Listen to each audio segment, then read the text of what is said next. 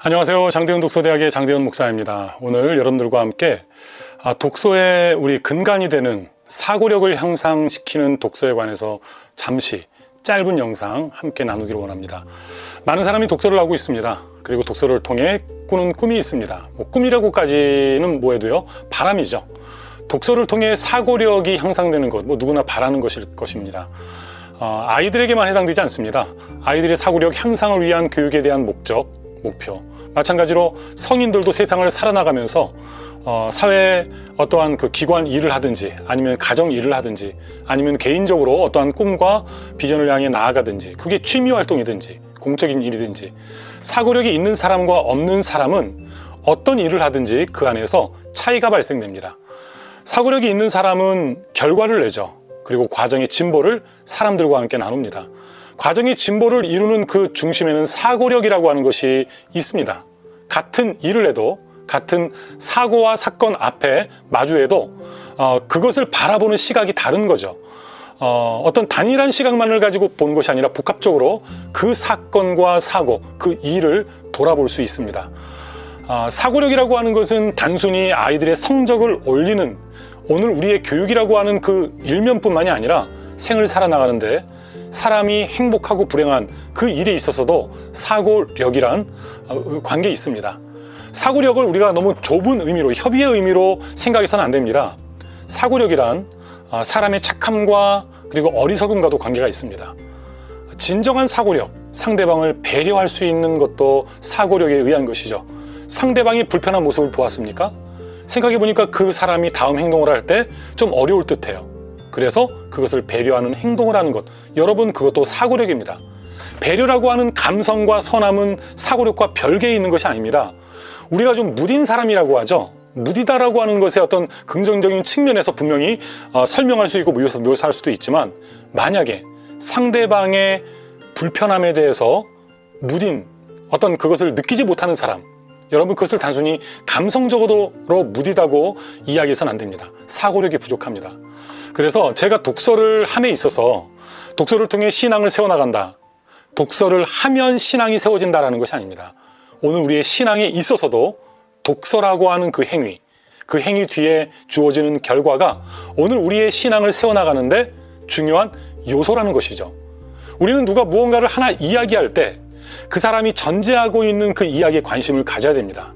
그리고 무언가 하나를 이야기할 때 저 사람이 그 전제 속에 이것 하나만 옳은 것이라고 이야기하는 것인지, 아니면 구성 요소적인 사고 속에서 그 일부를 이야기하는지.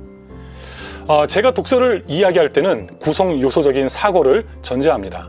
그래서 여러분들이 책을 읽을 때, 꼭 독서만이 아닙니다. 글을 쓰던, 아니면 삶의 어떠한 체험과 경험 속에 들어가던 여러분들은 그 일을 통해 여러분의 사고력을 향상시킬 것, 바로 거기에 관심을 가져야 됩니다. 어떻게 사고력을 향상시킬 수 있지?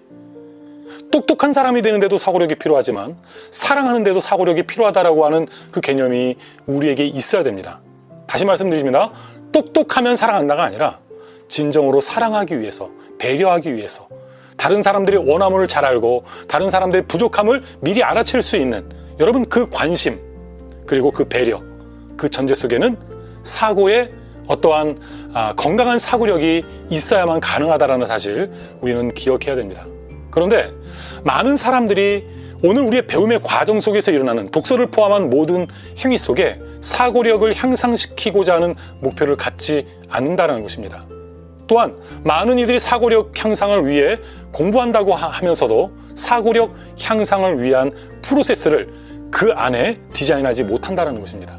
목표는 사고력 향상인데 과정의 프로세스는 절대로 그 사고력의 향상을 이룰 수 없는 행위를 선택할 때가 많이 있습니다.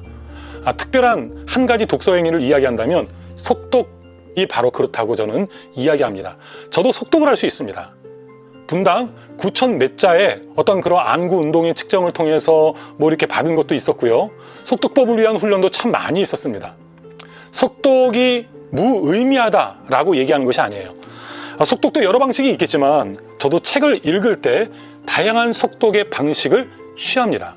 그러나 속독이라고 하는 것은 말 그대로 독서법의 여러 가지 방법 가운데 가장 오늘 특별히 우리 자녀들에게 있어서 사고력을 향상시키는 독서를 이야기할 때는 전혀 도움이 되지 않습니다.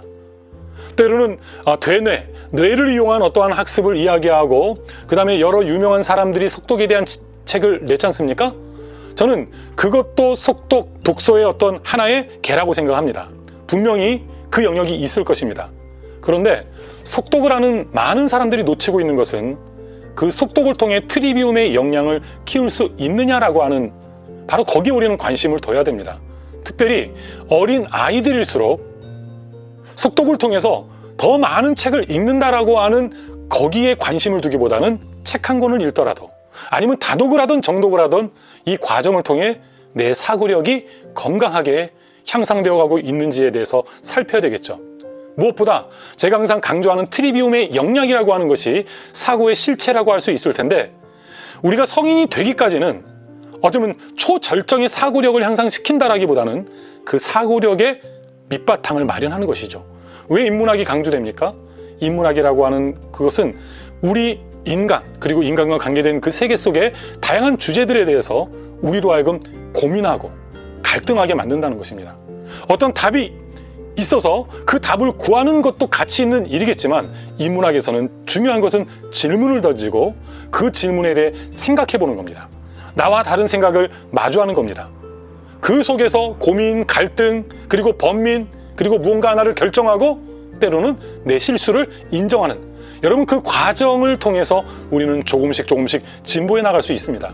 우리 아이들에게 어떠한 정답 자체를 내가 얻었다라고 하는 그 확신 속에 빠져들기보다는 진리를 추구하는 자일지라도 내가 지금 가진 것 자체가 진리다 라고 하면서 다른 누군가를 정죄하는 자세보다는 두렵고 떨린 마음으로 진리를 추구하는, 그래서 오늘 우리의 삶의 영역 속에서 사고력이 밑바탕에 있는 바탕, 그 근력을 세워나가는데 관심을 둬야 됩니다. 그래서 너무나 많은 책을 읽었다라고 하는 그것보다도 우리 아이들에게 어떻게 사고력을 향상시킬 것인가에 대해서 고민해야 되고요. 독서를 통해서는 정보력과 사고력이라고 하는 이 두 기둥이 있습니다. 많은 사람들은 정보를 얻는데 독서가 유용하다고 얘기합니다. 맞습니다. 그러나 우리는 눈에 보이는 가장 빠르게 평가할 수 있는 정보를 얻어나가는 과정 속에서 우리는 사고가 활동할 수 있도록, 내가 한 번도 마주하지 못했던 사고의 역량을 오고 가면서 조금씩 단계적으로 내 사고의 역량을 세워나가기 위한 계획과 프로세스가 있어야 됩니다. 그러기 위해서는 프로그램 독서에서는 안 됩니다. 커리큘럼 독서해야 됩니다. 이것은 그냥 내가 어떤 행위를 함으로써 자연 발생적으로 성장하는 그 성장이 있습니다. 제가 얘기하는 것은 그 성장 이상이 되기 위해서는요, 정말로 체계적으로 배움의 과정을 디자인해야 됩니다. 저는 축구를 잘하지도 못하고요, 농구를 잘하지도 못하고요.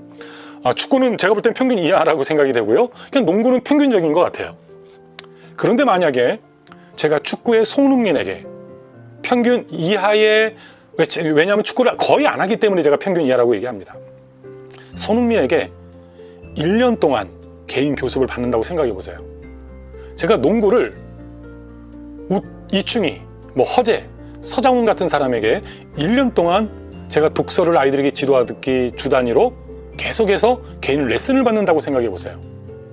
그냥 내 개인적인 관심 속에서 동네 농구장에서 농구를 하고 축구장 필드에서 공을 차는 그 10년, 20년의 시간보다도요, 프로와 함께 체계적인 커리큘럼 속에서 훈련하는 그 훈련은 평균 이상의 그 임계점을 넘어서는 실력의 향상을 맛보게 하지 않겠습니까?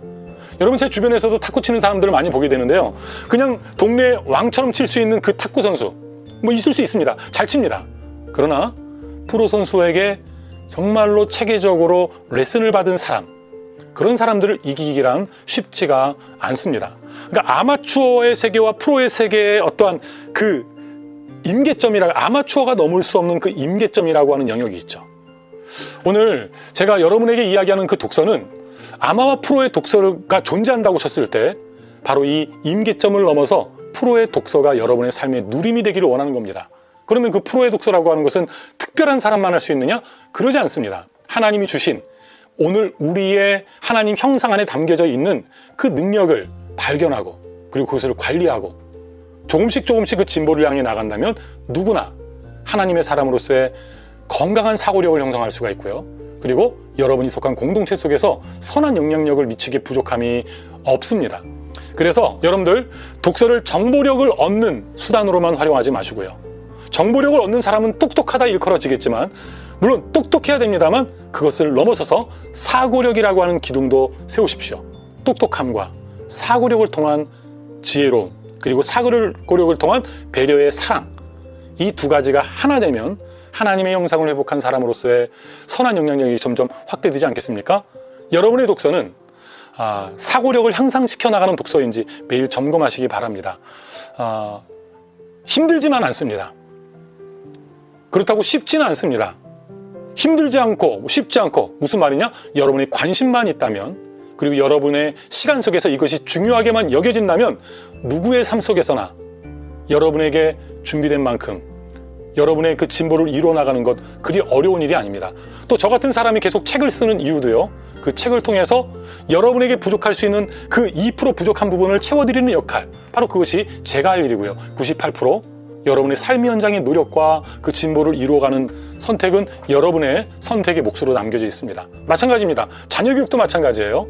제가 도울 수 있는 일은 크지 않습니다. 그러나 제가 전달하는 그 2% 부족한 그 부분이 여러분에게 전달된다면, 그 소통이 이루어진다면 정말 건강하게 하나님의 그 형상을 회복해 나갈 수 있지 않겠습니까? 오늘 여러분들과 함께 또 독서라고 하는, 이전에도 계속 강조해 왔겠지만 여러분 항상 강조를 통해서 우리가 알고 있는 것의 질을 높여나가는 것입니다. 이후에도 사고력, 정보력, 그리고 독서력이 계속 할 것입니다. 그리고 여러분들은 그 강조점을 통해서 다시 한번 여러분의 선자리에서 여러분 자신을 돌아볼 수 있다면 장대훈 독서대학, 그것만으로도 의미 있다 생각됩니다. 오늘 하루도 의미 있는 시간 되시고요. 다음 시간 또 다른 주제로 찾아뵙도록 하겠습니다. 감사합니다.